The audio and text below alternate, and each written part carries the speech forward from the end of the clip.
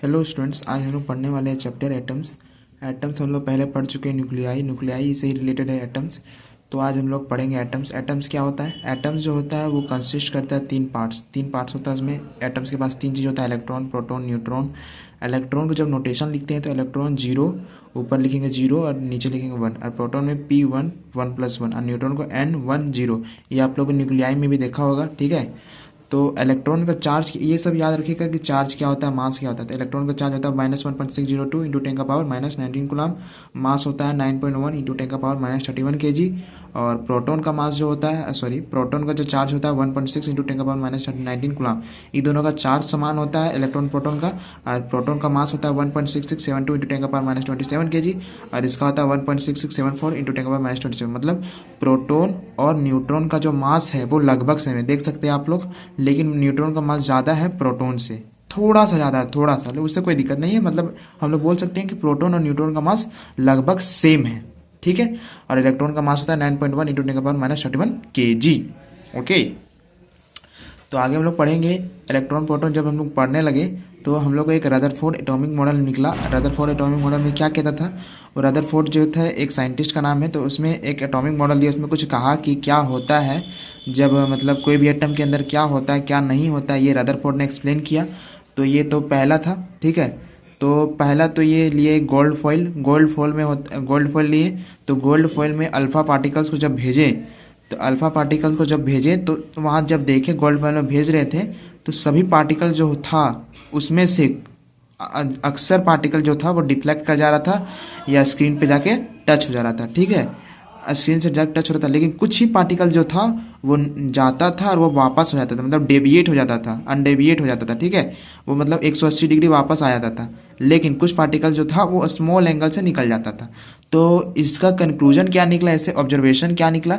तो ये बोलता है कि most of the alpha particle जो था, अल्फा पार्टिकल जितना ही पास किया गया वो पास्ट हो गया गोल्ड फॉइल से विदाउट एनी डिफ्लेक्शन। बहुत सारा अल्फा पार्टिकल जो था पास हो गया गोल्ड फॉइल से, एक भी डिफ्लेक्शन नहीं दिखाया। लेकिन कुछ कुछ अल्फा पार्टिकल जो था वो फॉइल से टकराया और कुछ एंगल से डिफ्लेक्ट हुआ। देखिए, कुछ एंगल से डिफ्लेक्ट हुआ, कुछ एंगल से डिफ्लेक्ट हुआ। लेकिन कुछ रेयरली जो अल्फा पार्टिकल्स था वो रूटेड बैक हो गया। वो मतलब कुछ अल्फा पार्टिकल जो था वो आ गया वापस। देखिए, जब न्यूक्लियस से टकराता है तो वापस आ जाता है, ठीक है। तो उसके बाद एक चीज़ बोला, उससे कंक्लूजन क्या निकाला रदरफोर्ड कंक्लूजन निकाला कि जितना भी स्पेस है कोई भी एटम में वो जो खाली होता है, ठीक है, जितना भी स्पेस होता है वो खाली होता है। और जो बीच वाला पार्ट होता है उसको न्यूक्लियस कहते हैं, ठीक है। और जो टोटल मास होता है कोई भी एटम का तो न्यूक्लियस के अंदर कंसंट्रेटेड होता है, ठीक है।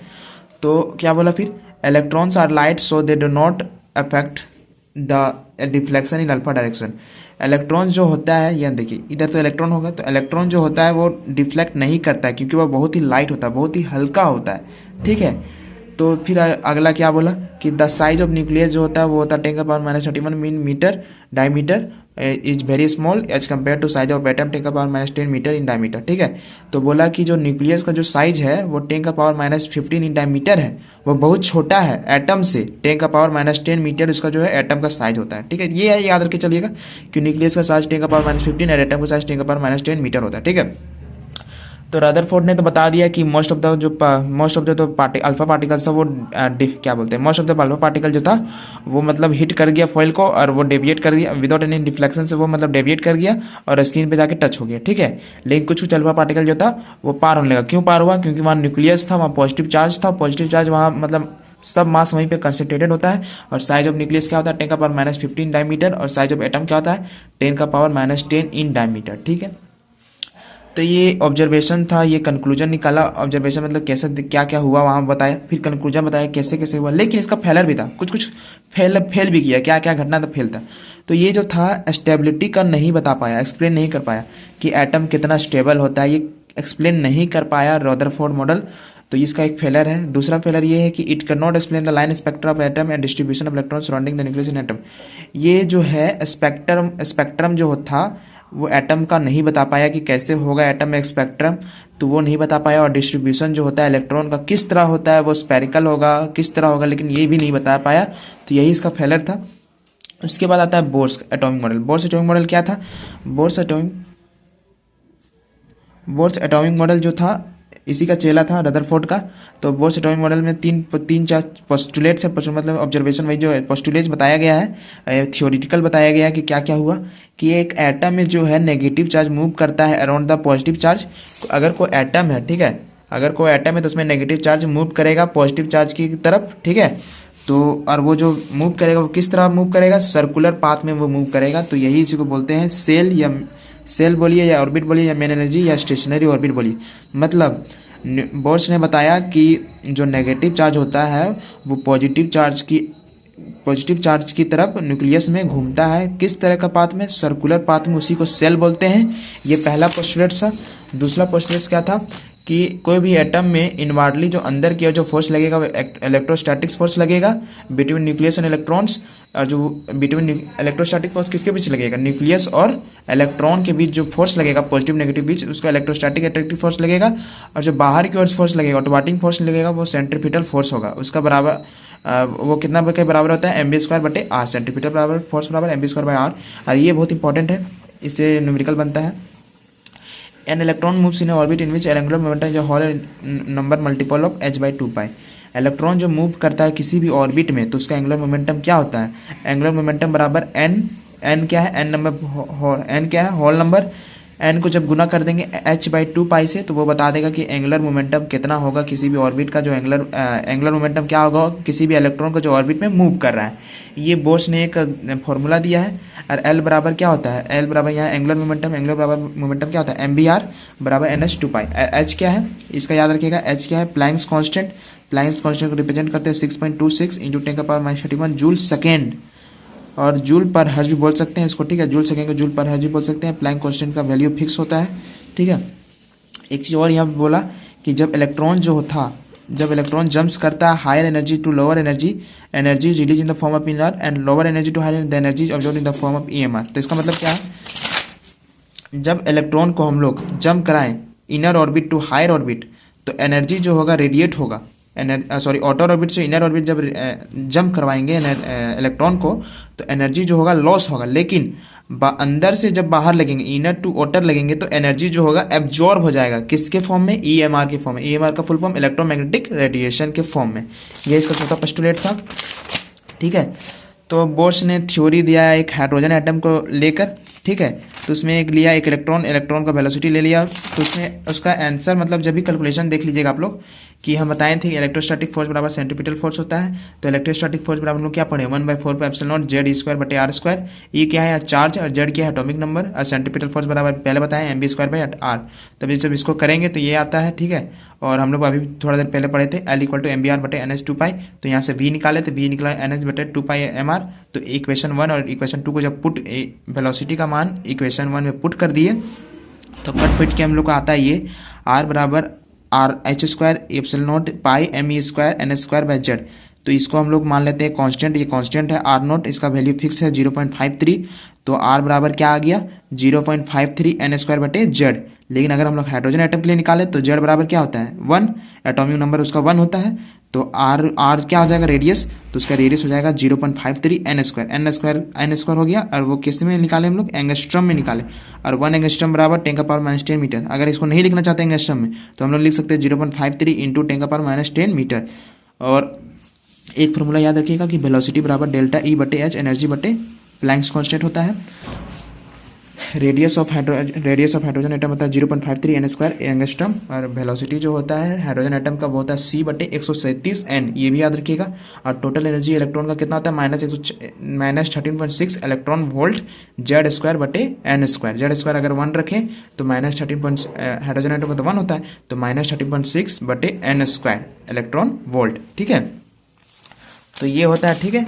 तो हम लोग यहाँ पे एक चीज़ और पढ़ना था कि ΔE बराबर जो होता है HB E initial minus E final. ये भी एक फॉर्मूला है कि जब इलेक्ट्रॉन जंप करेगा higher energy level to lower energy level तो एनर्जी जो होता है रेडिएट करता है, रिलीज करता है। और जब लोअर एनर्जी से हायर एनर्जी जाते हैं, मतलब इनर ऑर्बिट से lower energy to higher orbit जब जाएंगे तो एनर्जी जो होता है ऑब्जॉर्ब होता है फॉर्म ऑफ EMR। और ΔE बराबर HB होता है, HB हम लोग पढ़े हैं EI - EF। EI मतलब energy in initial state, energy in final state, ठीक है। उसके बाद हम लोग पढ़ेंगे कि लाइन स्पेक्ट्रा हाइड्रोजन एटम का कैसे होता है। स्पेक्ट्रा मतलब क्या होता है, जब इलेक्ट्रॉन को जंप करवाएं higher energy level to lower energy level, मतलब outer orbit to inner orbit, तो एनर्जी क्या होता था, फोटोन एनर्जी जो होता था रिलीज होता था, रेडिएट हो जाता था, खत्म होता था, किसके रूप में, सिंगल फोटोन के रूप में, फोटोन के रूप में, क्वांटा, सिंगल फोटोन को क्वांटा भी बोलते हैं, ठीक है। और अभी थोड़ा देर पढ़ लेते हैं, ई बराबर एच बी, ई बराबर ई आई माइनस एफ एफ, ये भी थोड़ा देर पहले पढ़े हैं। तो ई आई मतलब एनर्जी जो था हम लोग क्या निकाले थे, -30.6, जेड स्क्वायर यहाँ 1 हो जाएगा क्योंकि हाइड्रोजन का बात कर रहे हैं, तो बटे एन स्क्वायर, तो एन स्क्वायर ये इनिशियल है, ये फाइनल है, जब इसको कैलकुलेशन करिएगा तो आप लोग के पास आएगा ई बराबर एक चीज़ और आएगा, ई बराबर एस सी अपॉन लेमडा, ठीक है। तो उसके बाद फाइनल कैलकुलेशन करने के बाद आता है 1/लेमडा equal to R 1/n² f minus n square i, यहाँ आर के बराबर ये है 13.6 इलेक्ट्रॉन वोल्ट बटे एस सी। आर यहाँ क्या है, रेडवर्क कांस्टेंट इसको बोलते हैं। ये बहुत ही इंपॉर्टेंट क्वेश्चन है कि रेडवर्क कांस्टेंट का वैल्यू क्या होता है, 1.097 इंटू 10⁻7 इंटू 10⁻7, 1.097 इंटू 10⁻7, और इसका यूनिट क्या है, पर मीटर, याद रखिएगा पर मीटर है। रेडवर्क कांस्टेंट का वैल्यू 1.097 इंटू 10⁻7 पर मीटर है, ठीक है। इसके बाद स्पेक्ट्रल लाइन जब हम लोग पढ़ेंगे, स्पेक्ट्रल सीरीज, उसमें 5 सीरीज बनता है, Lyman Balmer Paschen Brackett Pfund Humphreys series, ठीक है। तो लाइमन सीरीज क्या होता है, लाइमन सीरीज जो है यूवी लाइट के अंदर आता है, बाल्मर सीरीज विजिबल लाइट के अंदर, पास्चन ब्रैकेट पीफंड हम्प्रे ये सब आता है आपका इंफ्रारेड के लाइट के अंदर, ठीक है। ये याद रख के चलिएगा कि यूवी लाइट के अंदर लाइमन सीरीज होता है, और बाल्मर सीरीज जो होता है विजिबल लाइट के अंदर आता है, और ये सब इंफ्रारेड लाइट के अंदर आता है। और जब हम लोग ऊपर से नीचे आएंगे, Lyman Balmer Paschen Brackett Pfund Humphreys आएंगे, तो यहाँ पे आपका जो होता है वेवलेंथ इंक्रीज करता है, और जब हम लोग नीचे से ऊपर जाएंगे तो एनर्जी ऑर्डर इंक्रीज करेगा। एनर्जी ऑर्डर मतलब क्या करेगा, यहाँ एनर्जी ऑर्डर इंक्रीज करेगा, मतलब नीचे से ऊपर आ रहे तो वेवलेंथ इंक्रीज कर रहा है, इधर से इधर जा रहे तो एनर्जी ऑर्डर इंक्रीज कर रहा है, ठीक है। क्यों ऐसा होता है, क्योंकि हम लोग अभी थोड़ी देर पहले पढ़े थे कि ई बराबर एस सी अपॉन लेमडा, तो ई डायरेक्टली प्रोपोर्शनल टू 1/लेमडा हम लोग बोल सकते हैं, क्योंकि एस सी कॉन्स्टेंट है, तो 1/लेमडा मतलब एनर्जी जितना बढ़ेगा तो लेमडा उतना घटेगा, मतलब वेवलेंथ उतना घटेगा, तो एनर्जी यहाँ इतना बढ़ रहा है इधर से, तो वेवलेंथ घट रहा है इधर से, ठीक है। तो इसमें एक चीज़ याद रखिएगा कि लाइमन सीरीज जो होता है वो फर्स्ट जो electron Lyman series form corresponding to the emission electron excited electron return back from any energy level to first shell, जब कोई भी इलेक्ट्रॉन हायर एनर्जी लेवल से फर्स्ट सेल में आता है तो इसको लाइमन सीरीज बोलेंगे, और हायर एनर्जी लेवल से सेकंड सेल में आएगा तो बाल्मर सीरीज, थर्ड सेल में आएगा तो पास्चन, फोर्थ सेल में ब्रैकेट पीफंड, 5 सेल में हम्प्रे, 6 सेल में, ठीक है। तो ये याद रखिएगा चलिएगा। उसके बाद एक क्वेश्चन यहाँ पे है, using the Bohr's hypothesis to derive the de Broglie wavelength of the electrons of an hydrogen atom. तो अभी हम लोग पढ़े थे कि L बराबर MBR इक्वल टू NH2 तो MB को क्या लिख सकते हैं, P बराबर MB होता है, मोमेंटम बराबर MB होता है, तो PR इक्वल टू NH/2 तो उसके बाद हम लोग यहाँ देखिए H इधर है, H/P, H को P को इधर किए तो H/P 2πr N/N, ठीक है।